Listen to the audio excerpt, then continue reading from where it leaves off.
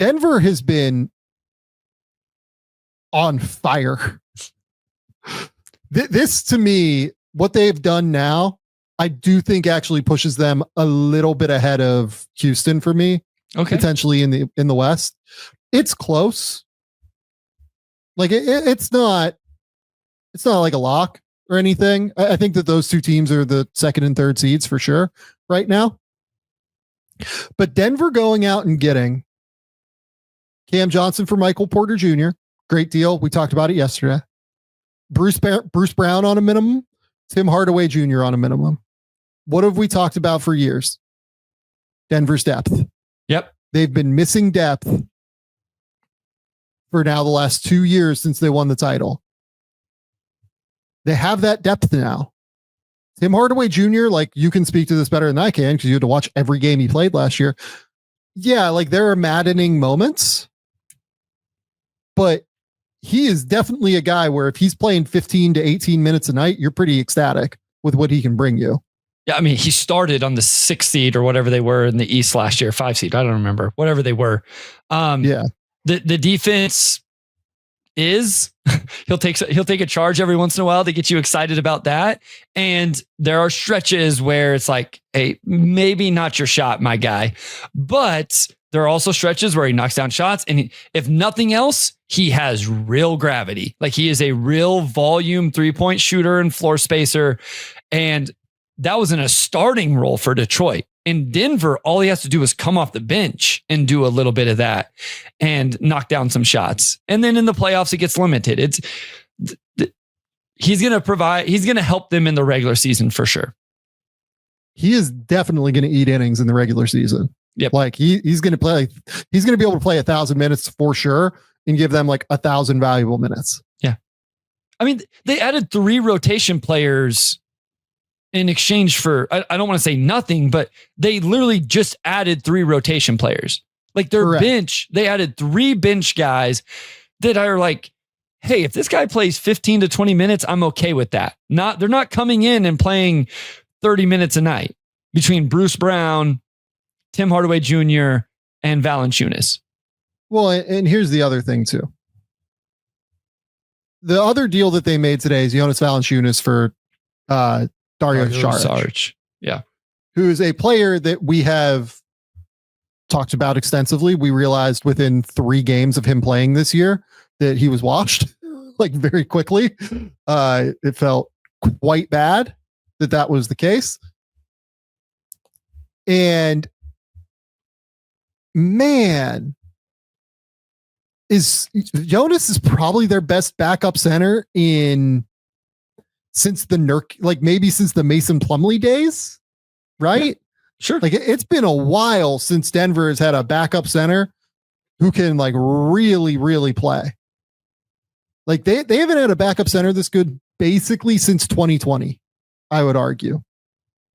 In Valanciunas, like, if you think he still can't play, like, you are just wrong, frankly. He is a fantastic backup center. Averaged 10 points, 8 rebounds, 2 assists last year. Will occasionally step out and knock down a 3. He is a like foul magnet. I feel like he just is able to, kind of get to the post and shoot free throws. He doesn't take a ton of free throw attempts because he averages like 20 minutes a game or whatever. But like, he is able to get to the spot on the block because he's so strong and physical. Yes, there are real defensive concerns. There are undeniably defensive concerns here. But man, this is a home run. And then they have Deron Holmes as well as an option. We'll see what he looks like coming off the Achilles. Like, this is a deep team that didn't really experience any sort of drop off by trading Michael Porter Jr. for Cam Johnson. So they have the flexibility to go out and get 3 real rotation players. It is crazy how good this team just got in a hurry and solved their real issues. Yeah, I agree, Sam. I mean, Deron Holmes II. Also, we'll see him at Summer League, I assume, here in a week or so.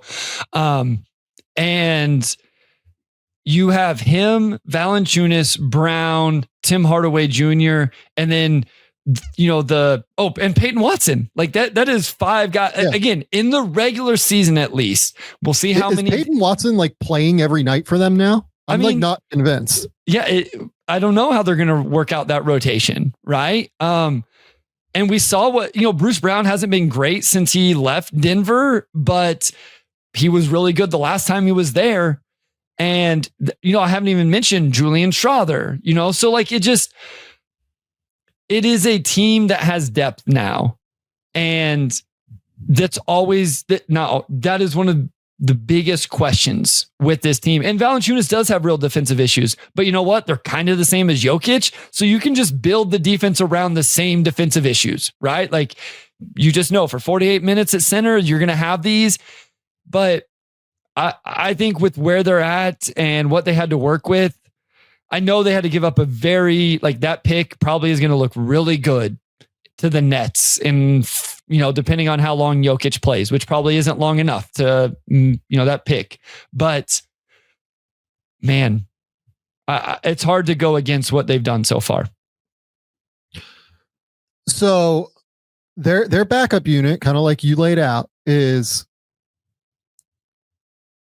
I would guess that they continue to start Jamal Murray, Aaron Gordon, Christian Brown, probably Cam Johnson with Jokic, right? Like that feels pretty set in stone. Well, I would agree. And then you have Tim Hardaway and Bruce Brown as like your 6th and 7th men. You have Jonas as your backup big who will play 13 to 15 to 18 minutes a night, depending on the situation. So that's 8 right there. You're now officially 8 deep already, which is something this team has not been over the last couple of years. And you're 8 deep with like guys who can really play minutes, like really, really play minutes. Like Bruce Brown, borderline starter in the NBA. Tim Hardaway Jr., like you said, was just the starter on the 6th seed in the Eastern Conference, right? And then you do have Peyton Watson as like your 9th man. You have Deron Holmes as your 10th man coming off, again, depending on what Julian Strawther is your 11th man now. Like this fits. Like this now makes sense to me. Like Julian Strawther played 10 minutes a game for them in the Oklahoma City series. We were talking about this time last year. We were talking about Julian Strawther being the Christian Brown replacement, right? Like we've said this multiple times now. The issue with KCP leaving wasn't that Christian Brown couldn't replace KCP. I think Christian Brown was probably a better player than KCP last season. It was that who was going to replace Christian Brown's role. And Russ did everything Russ could, like that ended up working out okay. But now you have multiple guys. And so I think and multiple options, by the way, options. Too. Yeah. And it could, maybe it is Strawther now, but it doesn't have to be if he's not up for it. Like if it doesn't hit, or it could be, hey, we need some more floor spacing tonight. So we're going to go with Strawther and we're going to go smaller, and Peyton Watson, you're not going to play. Or we want to play bigger. And so we go with, whatever. So when's the last time they had the optionality where we could talk about lineup construction with this team, right? Like when was that a conversation with the Nuggets? Like never. Ever. Truly, like it just hasn't been since they won their title. Yeah. Yep. So Denver has cooked this summer. And just for people who, question how good these players still are at this point, Tim Hardaway Jr. averaged 11 points per game, shooting 41, 37, 86 last year, started 77 games for the 6th seed in the Eastern Conference. Was not great in the playoffs, but again, like he's now in a much lower leverage role than what he has been previously. Bruce Brown, 8 points, 4 rebounds, 2 assists per game, playing for the Toronto Raptors and New Orleans Pelicans. But the big thing is the previous year after he signed that massive, he's just been moving around because he's been like a walking trade exception essentially for teams now for the last 2 years. He was the salary ballast to get the Pascal Siakam deal done, and then he was the salary ballast to get the Brandon Ingram deal done in New Orleans, right? So look, that's the life you lead whenever you sign a massive short-term deal like Bruce Brown got coming off of the title in Denver, where he got paid, I think 2 years, $45 million. 45. And it's a great deal for him. And he now is set for life, which is great for him. And, you're in a really positive position now. He's made $60 million over the course of his career. And now he gets to go back to Denver on the minimum and be happy. Here's the thing, Sam.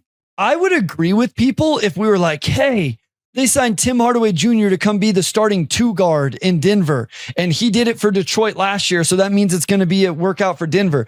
That's not what we're saying, right? Like we're saying, hey, on a team that was decent last year in the East, he started and filled in admirably. We're going to take that role and we're actually going to diminish it we're going to cut it in half. Not only is he not going to start, he's probably going to play half the minutes. And all he has to do is knock down open shots off the best creator of open shots in the league. Cade Cunningham's pretty good at it. He's not Nikola Jokic. So like, that's all I'm saying. Bruce Brown, if he was coming in to start instead of Michael Porter Jr., that would be an issue. All we're saying is half of that role, you're going to come in and you're going to play off Nikola Jokic, which you did at an extremely high level already in your career. That's why I think it's a really good offseason so far for the Nuggets.